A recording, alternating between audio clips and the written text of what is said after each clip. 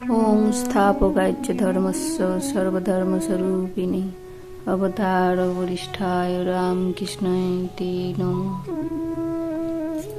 দেখিতে দেখিতে শারদামণি সুষমামণ্ডিতা হইয়া চতুর্দশ বর্ষে উপনীত হইয়াছেন। এমন সময় প্রায় 7 বৎসর পরে গদাধর জন্মভূমি দর্শনে আসিলেন।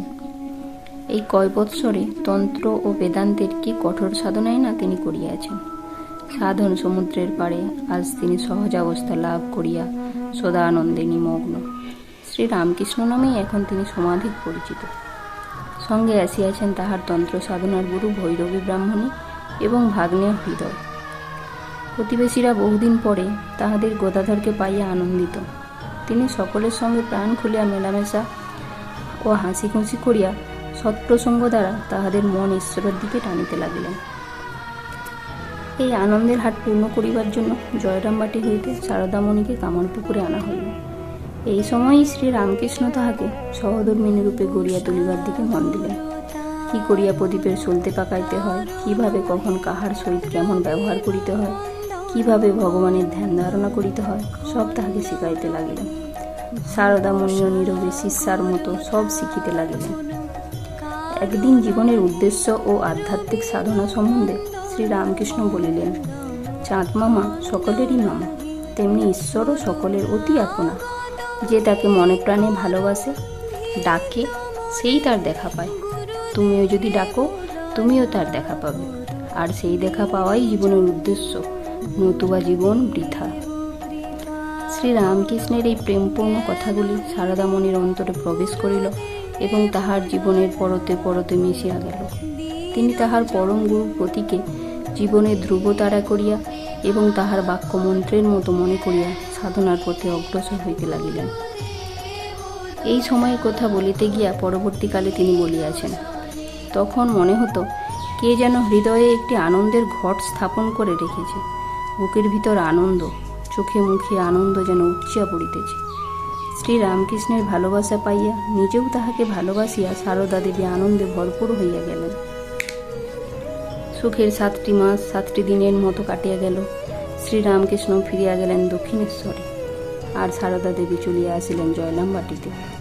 শয়নে স্বপনে ধ্যানে জাগরণে তাহার সমগ্র সত্তা পরিপ্লুত করিয়া রহিল ওই কয় মাসের সুখ স্মৃতি। তিনি ভাবিতে লাগিলেন, কে এই অপূর্ব মধুর পরম পুরুষ, লোকে যাহাকে পাগল বলে, যাহার স্ত্রী বলিয়া তাহাকে করুণার চোখে দেখে? কই, আমি তো পাগলের মতো কিছু দেখিলাম না। বেশ সহজ স্বাভাবিক, তবে ঈশ্বরীয় কোথায় মত্ত, ভগবত ভাবে বিভোর। কে এই দেবমানব, মহাসাধক আমার স্বামী? শ্রদ্ধা ভক্তি ও প্রীতিতে তার মন প্রাণ ভরিয়া উঠিল। একটা সার্থক গর্ব ও গৌরব সর্বদা ঘিরিয়া থাকিত, যাহার বলে সংসারী লোকের উপহাস তিনি নীরবে উপেক্ষা করিতে পারিতেন। দিনের পর দিন আবার কাটিতে লাগল, কিন্তু এবার যেন দিন কাটে বছরের মতো। আবার কবে তিনি আসিবেন, আবার কবে কাছে ডাকিবেন, এই এক চিন্তাই সারদা দেবীর মনকে আচ্ছন্ন করিয়া রাখিল। মনে দৃঢ় বিশ্বাস, তিনি এত ভালোবাসিয়াছেন, তিনি নিশ্চয়ই সময় হইলেই আবার কাছে ডাকিয়া লইবেন। কিন্তু কই, 1, 2, 3 করিয়া 4টি বছর কাটিয়া গেল। তিনি তো ডাকিলেন না, আহ্বান তো আসিল না। তবে কি তিনি ভুলিয়া গেলেন? না, লোকে যা বলে তাহাই ঠিক। যদি ঠিক হয় তবে তো তাহার কর্তব্য এখনই সেখানে গিয়া স্বামীর সেবা করা। গ্রাম্য লোকেরা তাহাকে লক্ষ্য করিয়া বলে, আহা, মেয়েটার কি কপাল, কি দুর্গতি। সারদা আর সহ্য করিতে পারে না। ধৈর্যের বাঁধ এবার বুঝি ভাঙিয়া যায়। দোল পূর্ণিমা সমাগত। গ্রামের মেয়েরা অনেকে কলকাতায় যাইবে গঙ্গা স্নান করিতে। সারদাও তাহাদের সহিত যাইবার ইচ্ছা শুনিয়া স্নেহময় পিতা সংসার সৌভাগ্যহীনা কন্যার মনোগত অভিলাষ বুঝলেন এবং পথের বাধা বিপদ চিন্তা করিয়া নিজেও সঙ্গে যাইবার জন্য প্রস্তুত হইলেন। দীর্ঘ পথ চলিবার অভ্যাস নাই। সারদার কোমল পদতলে কঠিন মাটি কাঁটার মতো মেঘেতেছে। সকল বিঘ্ন তুচ্ছ করিয়া তরঙ্গিনী চলিয়াছে সাগর সঙ্গমে। ক্রমাগত 2 দিন চলিবার পর মনের আবেগ সত্ত্বেও সারদার শরীর বড় কাতর হইয়া পড়িল, আর খুব জ্বর আসিল। উভয়ান্তর না দেখিয়া পিতা তাহাকে একটি নিকটবর্তী চটিতে উঠিলেন। জ্বরের ঝুঁকে ও মনের দুঃখে সারদা বেহুঁশ হইয়া ঘুমিয়া পড়িলেন। সেই অবস্থায় অনুভব করিলেন কে একটি কালো মেয়ে তাহার শিওরে বসিয়া গায়ে মাথায় হাত বুলাইয়া দিতেছে। কি ঠান্ডা হাত দুটি! তাহার সব জ্বালা জুড়াইয়া গেল। তিনি তাহাকে জিজ্ঞাসা করিলেন, কে গা তুমি? কোথা থেকে এলে? মেয়েটি বলিল, আমি তোমার বোন, দক্ষিণেশ্বর থেকে আসছি। সারদা বলিলেন, আহা, দক্ষিণেশ্বর থেকে আসছো? তিনি কেমন আছেন? আমার আর সেখানে যাওয়া হলো না, তাকে দেখা হলো না, তার সেবা করা হলো না। কালো মেয়েটি বলিল, সে কি, তুমি ভালো হয়ে দক্ষিণেশ্বরে যাবে, তাকে দেখবে? তাকে তো আমি তোমারই জন্য আটকে রেখেছি। ও তাই নাকি? একটা আবেশে এই কথা বলিতে বলিতে সারদা আবার ঘুমিয়া পড়িলেন। সকালে দেখা গেল জ্বর ছাড়িয়া গিয়াছে। পিতা পুত্রী ধীরে ধীরে চলিতে লাগিলেন। কিছু দূর যাইতেই একখানা শিবিকা পাওয়া গেল। উহাতে উঠিয়া সারদার আবার জ্বর আসিল। পাছে বিলম্ব হয়, এই ভয়ে পিতাকে কিছু না বলিয়া সারদা চুপ করিয়া বসিয়া রইল। সারাদিন চলিয়া রাত্রে প্রায় 9টার সময় তাহার দক্ষিণেশ্বরে পৌঁছিলেন। সহসা সারদামণিকে জ্বর গায়ে এভাবেই আসিতে দেখিয়া শ্রী রামকৃষ্ণ উদ্বিগ্ন হইলেন। নিজের ঘরেই তাহার থাকিবার ব্যবস্থা করিয়া দিলেন। অত্যাধিক গ্রহণের উপর তাহার পথক্লান্তি দূর হইলে শ্রী রামকৃষ্ণ বলিতে লাগিলেন, আহা, এতদিন পর তুমি এলে, আর কি আমার সেজবাবু আছে যে তোমার যত্ন নেবে?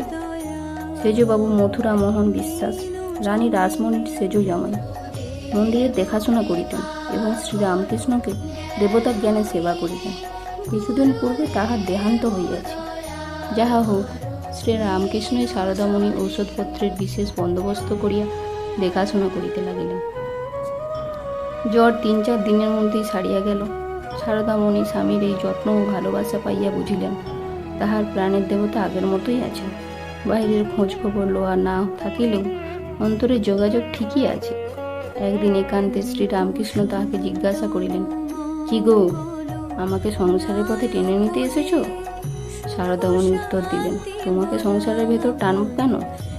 তোমার জীবনের ব্রতে সহায় হতে এসেছি। শ্রী রামকৃষ্ণ নিশ্চিন্ত হইলেন। অনতি দূরে নহবতের স্বীয় জননী চন্দ্রমণি দেবীর কাছে সারদা দেবীরও থাকিবার ব্যবস্থা করিলেন। সেই স্থানে থাকিয়া সারদামণি মনের আনন্দে শ্বশ্রু মাতা ও স্বামীর সেবায় মগ্ন হইলেন।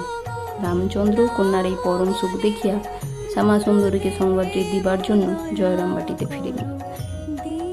জয়তু শ্রীরামকৃষ্ণ, শ্রীরামকৃষ্ণ পরমস্তু।